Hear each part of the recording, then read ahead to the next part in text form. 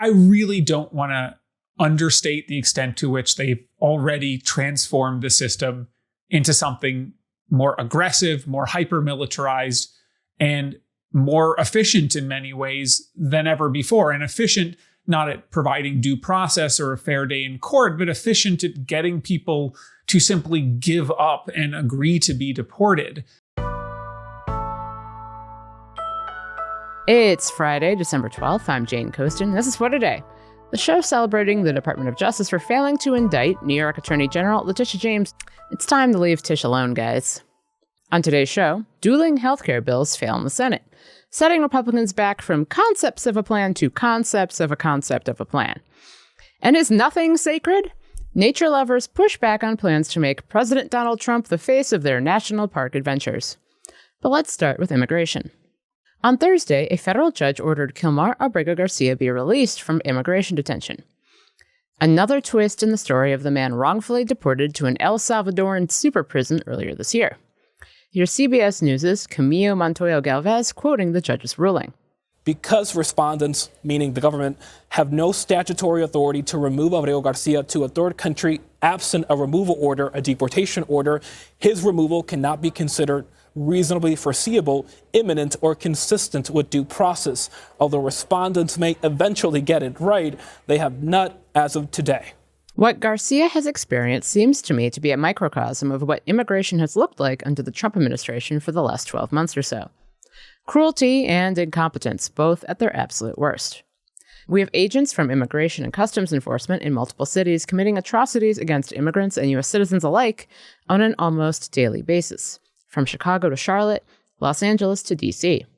Also on Thursday, Department of Homeland Security Secretary Kristi Noem was forced to answer to Rhode Island Democratic Representative Seth Magaziner as she testified before the House Committee on Homeland Security. He asked her about the deportation of a combat veteran and Purple Heart recipient, after she denied that any veterans had been deported at all. He has sacrificed more for this country than most people ever have. Earlier this year, you deported him to Korea, a country he hasn't lived in since he was 7 years old. Will you join me in thanking Mr. Park for his service to our country? Sir, I'm grateful for every single person that has served our country and follows our laws. Can you please tell Mr. Park why you deported him? Every one of them needs to be enforced. After this exchange, Noem said she would review the case. She then left the hearing early for a meeting that turned out to be canceled. The Trump administration has put billions of dollars into building an immigration superstructure meant to punish those who have done nothing wrong and intimidate everyone else, including legal immigrants and U.S. citizens. Weirdly enough, that's proving to not be very popular. According to new polling from the Associated Press, Trump is now deeply underwater on the subject of immigration, with 60% of respondents opposing his handling of the issue. So to talk more about what's happening with immigration, from the administration's plans to 2026 to its many horrifying offenses against everyone, I spoke to Aaron Reichlin-Melnick. He's a senior fellow at the American Immigration Council. Aaron, welcome back to What a Day. Thank you for having me back. Recently, the Trump administration has used the tragic shooting of 2 National Guard members by an Afghan national with a history of mental health issues to make a lot of horrible changes to its asylum and citizenship processes. Can you walk us through what those were? Yeah, so there are 2 major changes. First, the suspension of processing for a whole swath of immigration benefits. And second, a call to re-review immigration benefits granted to hundreds of thousands of people during the Biden administration. The first one is a 2-parter. First, they're saying we are not going to adjudicate any asylum applications that are pending with U.S. Citizenship and Immigration Services. These are what are known as affirmative asylum applications, people who are not currently facing removal. And they're just saying, we're going to go up to the point where we can grant a case, and then we're just going to put it on hold until we get some sort of new vetting system in place. And that applies to everyone going through the system. But more broadly, they're now saying for anyone who comes from a country, one of the 19 countries targeted by President Trump's travel ban, they are not going to adjudicate any immigration benefit. That includes things like requests for work permits. It includes things like requests for green cards or visa petitions for family members. And it even includes things like citizenship. Right. I think that there were some recent stories about people who were literally going to their citizenship proceedings who got pulled out of line after they were asked what country they were coming from. That's right, because this new pause, which is indefinite and will last for an unknown period of time, applies to anyone who is born in one of those countries. So it's even affecting some dual nationals who hold, for example, Canadian and Iranian citizenship, or British and Afghan citizenship. Even those people who would not actually be subject to the travel ban. And they're saying, we will not let you have any benefit until an indefinite period in the future when we put new vetting rules in place. And that's startling because, again, you've seen people literally pulled out of their citizenship oath ceremony inches from the finish line to becoming US citizens, not because of anything they did, but solely because of where they were born. It felt like we were getting news about ICE operations and protests against them pretty much every day a few months ago. Can you remind us where in the country ICE is currently active? I mean, so right now, ICE is active everywhere in the country, as you just mentioned. And so really what we're seeing is two kinds of operations. There's the everyday, day-to-day arrests that are going on in communities around the country. And then there's the splashy blitzes, the operations with catchy nicknames that the Trump administration tries to make a lot of propaganda around, where they are sending, not only Border Patrol agents to do arrests, but masked videographers with no identification carrying around Steadicam rigs so they can get video for social media. And those operations right now are focused in New Orleans primarily. They don't really have the manpower, it seems, or the ability to do multiple splashy operations like this simultaneously. So they went from Los Angeles to Chicago, then to Boston, Washington, D.C., and then Charlotte, and now they're in New Orleans, and where they go next isn't clear. But the everyday, day-to-day pace of ICE arrests keeps going up as more officers are coming online with money and resources from the One Big Beautiful Bill Act. Yeah, that's actually a point I want to ask you about. They have so much money right now. They have money they clearly don't really know what to do with. Why are they still having manpower issues? Well, they only got the money in July, so some of this is just a matter of time. But at its heart, of course, we are talking about a very large population of people that they could potentially target.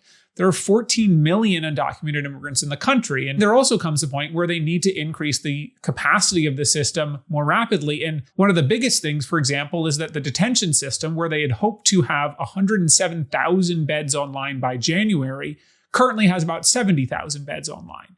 Now, that's huge. That is already massively higher than the system has ever had. But reportedly, Secretary Noem is requiring that every large purchase be personally signed off by her. And that's leaving the system less flexible. And maybe they just aren't able to actually ramp up the capacity to the speed they would like. But I will note, it is still faster than really any of us expected, because $45 billion for detention and $30 billion for enforcement and removal operations is an unheard of sum of money for this. It just takes time to spend it all. Okay. I want to back up a second, because it seems like the administration is doing everything it can to make immigrants fearful and make themselves look successful. But it seems to me that you have the combination of immigration hardliners saying you're not doing enough, but also everyday Americans saying, this isn't what I wanted, this isn't what I voted for, which could explain why Trump's numbers on immigration have been going down.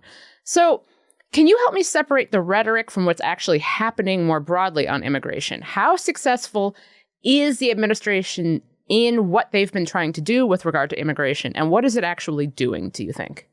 I really don't want to understate the extent to which they've already transformed the system into something more aggressive, more hyper-militarized, and more efficient in many ways than ever before. And efficient not at providing due process or a fair day in court, but efficient at getting people to simply give up and agree to be deported. That's one of the biggest things that the expansion of detention does. It keeps people locked up. And while they're locked up, every single day you have ICE officers going to them and telling them, give up, give up. If you give up, you'll get $1,000. If you give up, you'll be out of here tomorrow. And if you don't give up, we're going to keep you locked up here for months and months. And the system is just getting bigger and worse.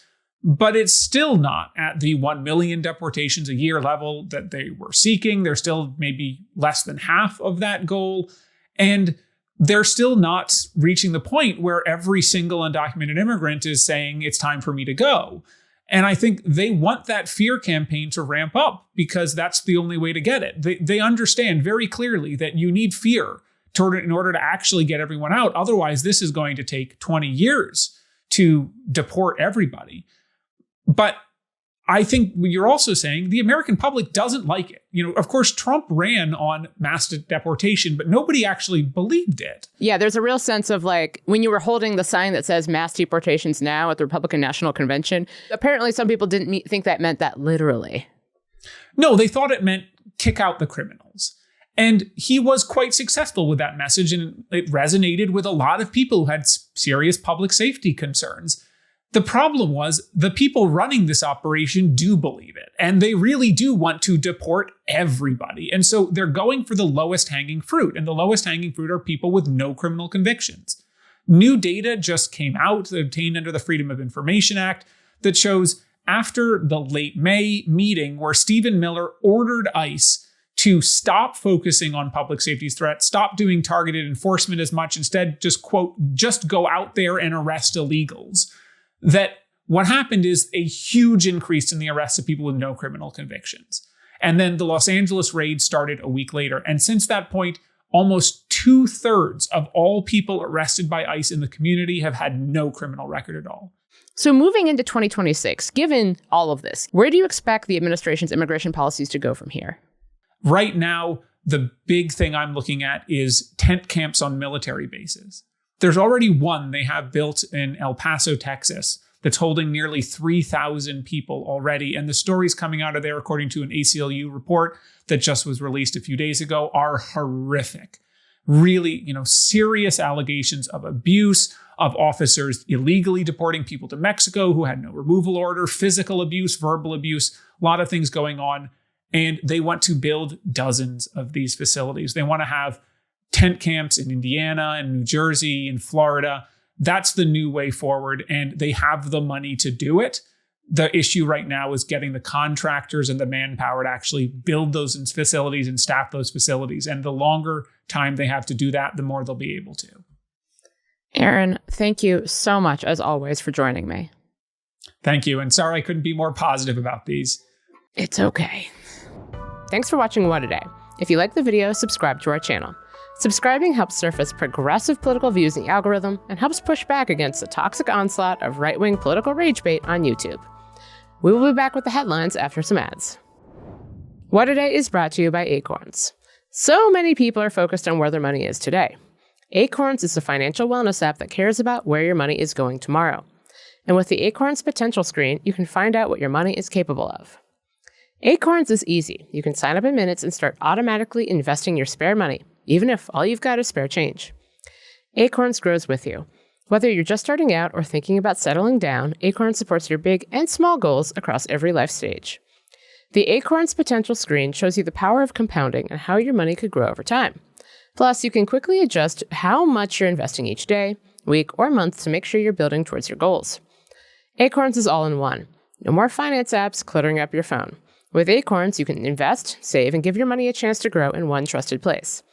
I love how Acorns does the saving for me.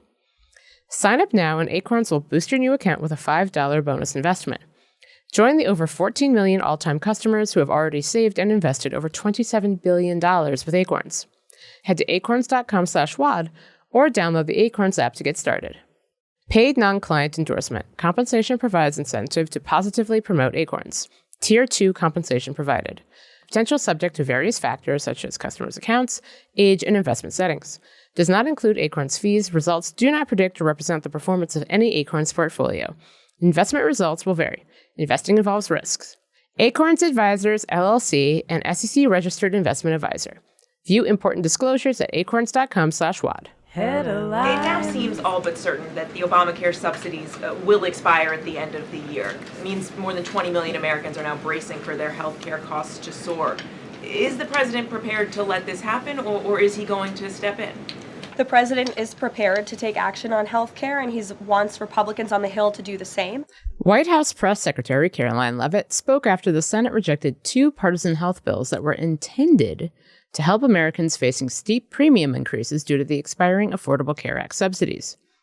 Senators had two chances to address healthcare on Thursday. Neither plan got enough votes, despite 4 Republicans crossing the aisle and voting with Democrats. The Democratic bill would have extended the enhanced subsidies for 3 years. The Republican proposal involved directing funds into health savings accounts for people on the cheapest plans in the ACA marketplace. Congress's inaction essentially guarantees that millions of Americans will see a steep rise in costs when the subsidies run dry in the new year. In a presser after the vote, Senate Minority Leader Chuck Schumer offered an apt metaphor. Senate Republicans just shoved the American people off the side of a cliff with no parachute and with an anchor tied to their feet. Don't worry. I'm sure Trump will fix it in 2 weeks. We are a co-equal force of government, or at least we are supposed to be. And as long as I have breath, I will use my voice to resist a federal government that attempts to bully, direct, and control this state or any state.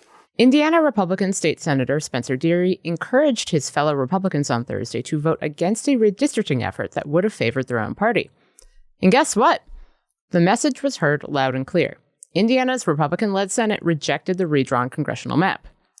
By rejecting the measure, Indiana's GOP defied months of pressure from President Trump, who has been urging Republicans nationwide to redraw their congressional maps so that the party has a better chance of keeping its majority in the House in the midterms next year. Ahead of the vote, Trump threatened on Truth Social, quote, "Anybody that votes against redistricting and the success of the Republican Party in D.C. will be, I am sure, met with a MAGA primary in the spring." Of course, when asked about the failed effort during a press conference in the Oval Office on Thursday, the president played his loss down. I wasn't working on it very hard. Would have been nice. I think we would have picked up 2 seats if we did that. You had one gentleman, the head of the Senate, I guess, Bray, whatever his name is. I heard he was against it. He'll probably lose his next primary, whenever that is. I hope he does, but because he's done a tremendous disservice. Honestly, it's his own fault. He sent Vice President J.D. Vance to Indiana to convince the GOP to vote for redistricting, and everyone knows that J.D. Vance represents a horrifying insult. An environmental conservation group is suing to stop the administration from putting a picture of Donald Trump's face on the 2026 National Parks Pass, citing, quote, aesthetic harm. The Center for Biological Diversity filed the lawsuit Wednesday in a Washington, D.C. federal court to prevent, quote, Trump from replacing a beautiful picture of Glacier National Park with a close-up of his own face. The lawsuit references the 2004 Federal Lands Recreation Enhancement Act, which requires the Interior and Agriculture Secretaries to, quote, jointly hold an annual competition to choose the image featured on the pass. To submit a photo, the National Park Foundation requires that photographers, quote, capture a moment that has been experienced on America's federal public lands and waters. Roaming around Yellowstone, you'd sooner snap a legitimate shot of Bigfoot than run into Donald Trump. His administration also recently announced it would axe free admission to national parks on MLK Day and Juneteenth, opting to waive fees on Trump's birthday instead, which coincides with Flag Day. Lucky break. A spokesperson from the Center for Biological Diversity sums it up well. Quote, America the Beautiful means wild rivers and majestic mountains, not a headshot of a bloated, fragile, attention-seeking ego. There's nothing beautiful about that. If you're like me, you'd love the power to make Remy from Ratatouille open up a Michelin star rat bistro inside of Elsa's ice castle from Frozen. You've always dreamed of it. Just me? Disney announced a $1 billion investment in OpenAI on Thursday, making it the first major studio to license its characters to Sora, the AI video generator. Over the next 3 years, fans will be able to create short Sora videos featuring more than 200 animated Disney, Marvel, Pixar, and Star Wars characters. 99% of those videos will not be safe for work. Disney is the first major studio to cross this potentially cursed line. Actors, animators, and writers have warned for years that AI could wipe out their jobs. The Writers Guild of America said in part, quote, Disney's announcement with OpenAI appears to sanction its theft of our work. Children's safety advocates also blasted the OpenAI deal, warning it could lure kids towards unsafe content. So, should I make Remy open his frozen fromagerie? Or is that how we accidentally speed up the apocalypse? One AI-generated rat fondue video at a time. And that's the news. That's all for today. If you like the show, make sure you subscribe, leave a review, read former French President Nicolas Sarkozy's prison diaries from his 20 days behind bars, and tell your friends to listen. And if you're into reading, and not just about Sarkozy's new book entitled A Prisoner's Diary, which details his imprisonment for, again, 20 days of a 5-year sentence for criminal association, like me, What a Day is also a nightly newsletter. Check it out and subscribe at Crooked.com/subscribe. I'm Jane Coaston, and this man wrote a whole-ass book about being in jail for 20 days. And according to Amazon, it is 216 pages long.